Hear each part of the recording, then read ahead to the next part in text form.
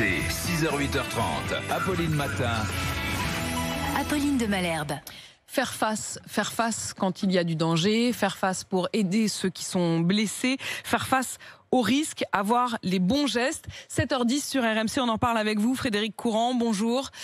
J'ai envie de vous appeler Fred, parce qu'évidemment c'est comme ça qu'on vous connaît, Fred et Jamy, pour l'émission C'est pas sorcier. Merci de répondre à mes questions ce matin et à mon invitation, parce que vous allez piloter une mission pour former les citoyens au risque, mission confiée par le ministère de la Transition écologique. C'est quoi le risque? De quoi parle-t-on?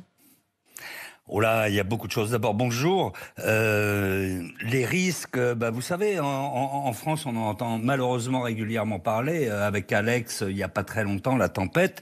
C'est les risques d'inondation, c'est les crues méditerranéennes, c'est les feux de forêt. C'est les submersions marines, les glissements de terrain. Et encore là, on parle simplement métropole, mais bien sûr, on a des territoires outre-mer. C'est les séismes, les éruptions volcaniques, les tsunamis. On a tout ce qu'il faut en France. Mais par contre, effectivement, on s'aperçoit que la population n'est pas assez formée. Il manque un petit peu cette culture du risque, donc c'est là-dessus qu'on va essayer de travailler. La culture du risque, parce que le pays sans doute a évolué, parce que l'époque a évolué. C'est vrai que quand on était petit, on avait l'impression qu'il n'y avait que les petits-enfants japonais qui apprenaient à se mettre sous les tables. Ça nous paraissait complètement exotique vu de France. C'est ça que vous voulez inculquer en France ? D'abord, on va s'inspirer un petit peu de ce qui se... Enfin, s'inspirer, on va s'intéresser, on va regarder ce qui se passe à l'étranger, parce qu'on peut en tirer de bonnes leçons, mais on va l'adapter, bien sûr, à la France, parce qu'en France, il y a peut-être une culture aussi où on ne fait pas toujours très attention. On essaye de nier le risque, ou alors on le regarde à un moment donné quand on achète une maison dans une zone inondable, mais... En général, il est un petit peu tard quand arrivent les accidents. Donc, de façon générale, on va essayer de faire beaucoup plus de pédagogie sur ces grands risques, expliquer comment se passent les phénomènes. Et vous le savez bien, enfin c'est ce qu'on a essayé de faire dans C'est pas sorcier pendant longtemps.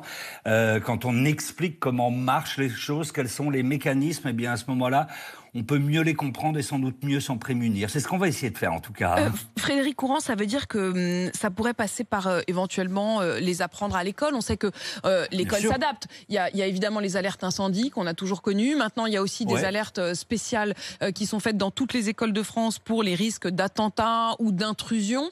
Est-ce qu'il faudrait également que ce soit à l'école qu'on apprenne les premiers gestes de la vie quotidienne, les gestes face à quelqu'un de malade, les gestes face à l'incendie? Comment est-ce que vous imaginez cette pédagogie? Ça c'est essentiel, les apprendre à l'école. Vous savez très bien, quand on acquiert des réflexes très très tôt à l'école, ce qui se passait, vous disiez le cas du Japon évidemment, mais il y a bien d'autres pays comme ça où on apprend à se protéger des séismes. Oui, l'école, c'est essentiel, bien évidemment. Et puis, en plus de ça, on sait très bien que les enfants, en général, ont une bonne influence sur leurs parents. Donc, ils peuvent ramener des bons conseils à la maison. Ça, c'est quelque chose qui est essentiel. Mais on parle, vous savez, du Japon. Mais aux Antilles, on a fait énormément de progrès. En Guadeloupe, en Martinique. Moi, j'étais il n'y a pas très, très longtemps. Et depuis le grand tremblement de terre, enfin, on dépassait un peu une magnitude de 6,5, je crois, en 2004, qui ont frappé notamment les Saintes. Les enfants, aujourd'hui, à l'école, très très jeunes, apprennent à se mettre sous les tables et tout. Alors nous, ici en métropole, on le voit moins, bien évidemment. Et puis le risque sismique nous concerne moins. Mais on sent que cet apprentissage à l'école progresse, donc il n'y a pas de raison que ça ne progresse pas aussi. Dans d'autres domaines, comme celui des inondations, y compris sur les gestes de premier secours. Vous allez également vous intéresser à ça ?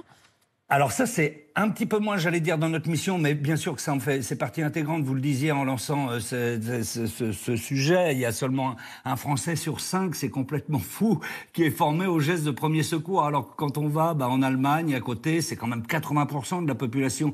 Et Dieu sait si c'est important de savoir faire un massage cardiaque le jour où vous avez quelqu'un qui tombe à côté de vous sur le trottoir, vous ne savez rien faire, alors que c'est pas très très compliqué de faire un massage cardiaque. C'est assez fatigant physiquement, mais tout le monde peut apprendre à le faire. Donc oui, il faudra sensibiliser là-dessus aussi, parce que dans le cas de catastrophes naturelles, on peut avoir à côté de nous des victimes, donc il faut savoir aussi le faire.